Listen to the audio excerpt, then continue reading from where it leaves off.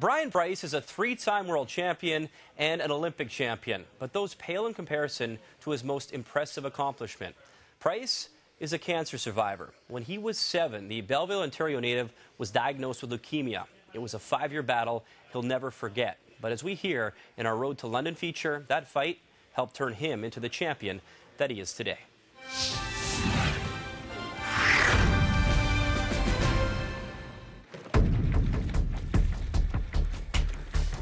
There's a lot of times when we're out there and we're exhausted. We don't want to be here, and he's always asking for more. Go.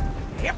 They are in excruciating pain, but when I have to ask them for more, there's that sort of underlying respect now that when they know I had to go through the things I did as a kid, because I understand what pain is about, I understand what that mental capacity takes. I remember very distinctly laying on a table and looking up and, lights in my face and being happy. And I had no idea that within 5 minutes I was going to be in the worst pain of my life because I had to have 2 needles 3 or 4 inches long go into my spine. And I remember it wasn't so much fun after that. I remember crying my eyes out to my mom because I didn't want to do it. And she just looked at me and said, "Brian, you have to do this." It gave me a harsh dose of reality, but it gave me a huge dose of courage because a lot of who I am today stems from that 5 years when I had cancer. I became the person that I am from those days. The heavyweight 8 goes to Canada. Without having had cancer, I never would have become an Olympic champion. What essentially ended up happening was it affected my thyroid. Thyroid's part of the things that help you grow.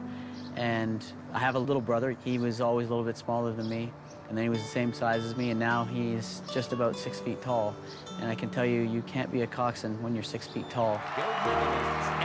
Somebody asked me one time, actually, if even the little guy gets a medal, and the answer is obviously yes.